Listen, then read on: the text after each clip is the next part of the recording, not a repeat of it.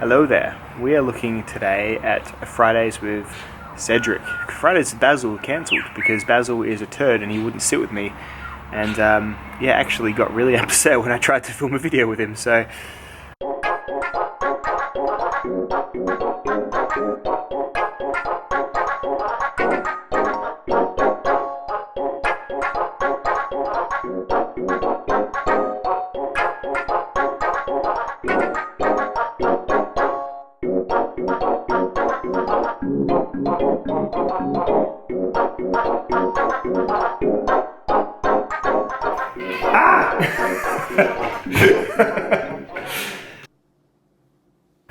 yeah. So we're coming outside and we're sitting with an animal that wants to be with us. Aren't we, Cedric? Hey, he's a good boy. I planted him some lawn so he's got somewhere to sleep. He loves sleeping on the lawn, don't you, mate? Oh, you know it's his lawn. Yes, he does. He's a good boy. Yeah, so we're doing Fridays with Cedric today because Basil sucks and he's on my shit list. But first thing to talk about is, yes, my output has been a bit sketchy lately, and just my general I've done a couple of videos that I've really enjoyed doing. I still make myself laugh the most with all of my stupid intros and stuff like that. So, and I always say this channel is this is primarily for my enjoyment, and any benefits of it are secondary to that. So I've been enjoying the videos that I have made, but I just haven't been able to make as many that I have enjoyed, I guess. So we're looking at things like, I'll sit down to film a video review on something, and I'll try like 5 or 6 times and then just keep trailing off. I'll even try running down through a plan. That doesn't work. So it's just been an off week, you know, and I've had a couple of odd experiences. I've been selling some knives. Hey, we're going so nicely. You start coming up here and making out with me, hey? Go on, you're a good girl, hey? So yeah, it's just been a bit of a funny week for that sort of stuff. Go away. I do love you, but we're just trying to have a low-key chat here. Whoop. Yeah, it's I'm hoping it gets better. I'm sure it will. I've had these up and down periods before. Everything else is going really well, like in terms of work and home, and everything's good. So I think it might even just be a case of I'm struggling to find the time for this because I'm quite enjoying everything else. I don't know. So yeah, that's what's going on. I'm aware of it. I'm aware probably my content's probably a little not been as frequent, and probably haven't seemed as like 1,000% in my vids, a little bit maybe, but I'm working on it, and you know, I'll make what I make when I make it, I suppose. And as I always say, look, if you're on the Patreon or whatever like that, and you're just feeling like you're not quite getting your few dollars worth, then by all means, I never go down the list and be like, it's totally fine. Just you can opt out. Just don't stress at all. Opt back in if I fire up to the standards you like again or whatever. Don't worry. I don't worry about it, so you shouldn't either. So there's that. So that's just the first little bit that I thought I'd get out of the way. Yeah, I have probably been a little bit like flat or something. So there's that. Secondly, there's been a really cool bit of discussion this week about heat treatment. So custom versus factory heat treatment. This has probably been caused by a couple of things. Benchmade's bailouts came out with like a Rockwell of 56 or some really low, like barely acceptable, barely right at the bottom of the spec sheet of what 3V should be. They made out when they were sort of shown people have actually had these Rockwell tested and this is happening. They sort of said, oh no, we just wanted the knife to be easy to sharpen and tough. So, and you know, that may be true, but I think everyone's very cynical in the knife industry. There's been lots of cynicism lately. I think that might also be, referring back to the first point, it might also be what's going on a bit as well. I just seem to be in an echo chamber at the moment of like, just angry people or something.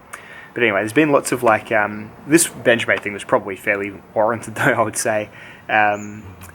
Just soft steel like that on a steel that's they're sort of probably selling as being a step up from their 154 CMs and their S30Vs even for that task is a bit of an issue. So yeah, there's that's happened. So that sort of started the conversation a bit. I'd be interested to see if they do it differently on their next batch of them or whatever. But yeah, there's that, and then also just there's ongoing dialogue about like you can a lot of these higher end companies like We and stuff are putting M390 on their knives now. And are they treating it correctly to actually make it worth having M390 on it, or are they just treating it adequately so it's going to cut only slightly better than what they used to use anyway, like the S35 VNs and things. So interesting discussion points. Look, I always wonder, like, as an end user, how much this stuff's actually going to affect you. I would probably argue that the Benchmade 3V, that's low enough that I think most folks would notice that level of softness. But yeah, with the other stuff, I don't know. I've been on a bit of a philosophical journey, even doing all the edge testing I do. Like, I've been enjoying knives made of VG10 lately, and just not being too bothered about it, because you just sharpen it a bit more, or you just enjoy like the way it cuts from its geometries or its handle or whatever. So I've not been as bothered lately about that sort of level of minutia. I do enjoy it as a hobbyist for like the numbers and the spreadsheets and things, but I'm trying to steer myself towards shopping for designs and ability of slicing ability and comfort and all that sort of stuff as well. So I don't have the strongest opinion on this one for everyone, because a few folks have asked me, which is why I'm addressing it. So I don't really have the strongest opinion. I've had a few real turkeys in terms of heat treatment from folks.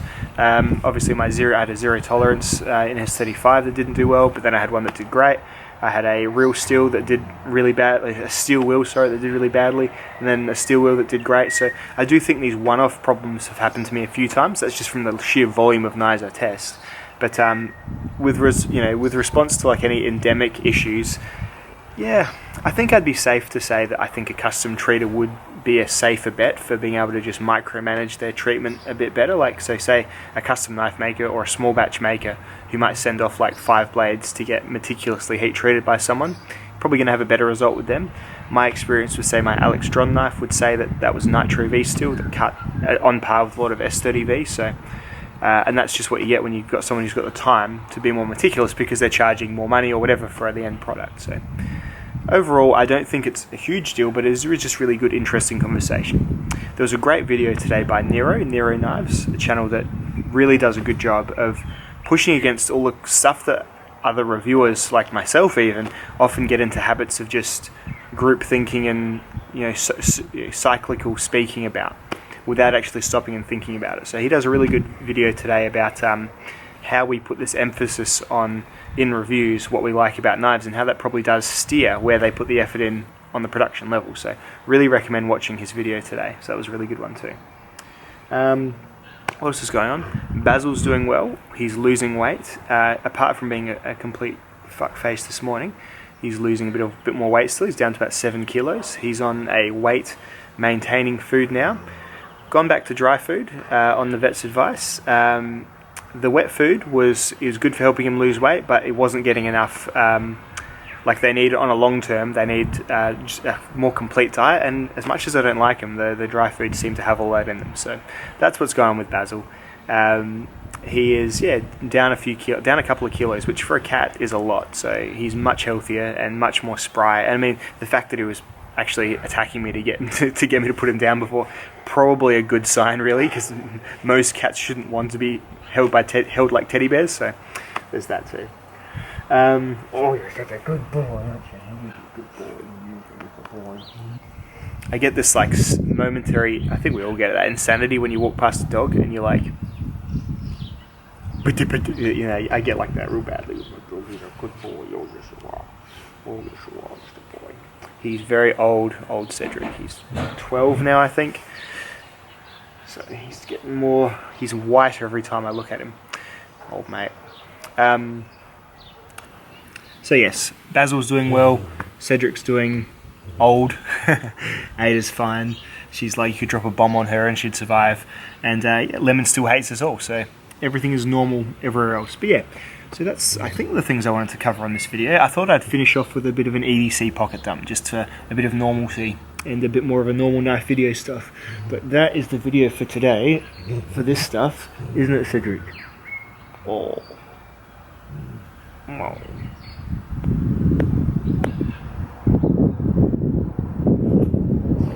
Oh, you're such a good boy. Do you like your grass? Do you like the grass that I put down for you? Do you like the grass that I planted for you? Do you like laying on the grass? You like digging it up? Do you like to eat it?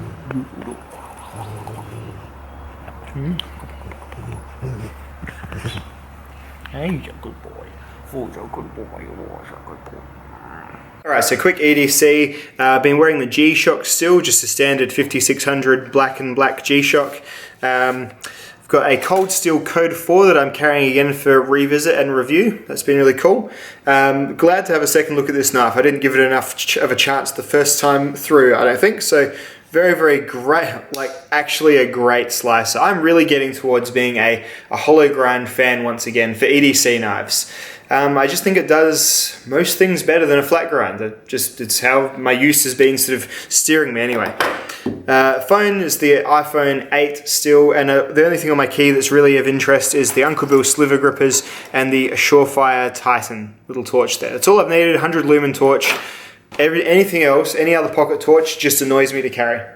And then my new little wallet is this. It is the NYX Minimalist from Tom Bin. So it's just like a little card bifold with this elastic bit that I won't open it because you'll see my driver's license and all my juicy details. But yeah, it's like a little green sort of nylon billfold. Really cheap as well, like good price. I think 25 bucks or something. Really like my slim wallets, so that is the wallet I've been carrying lately. So that's my EDC for the moment. So that's Fridays with Cedric. Thanks for watching, dudes, and I'll see you very soon, I'm sure.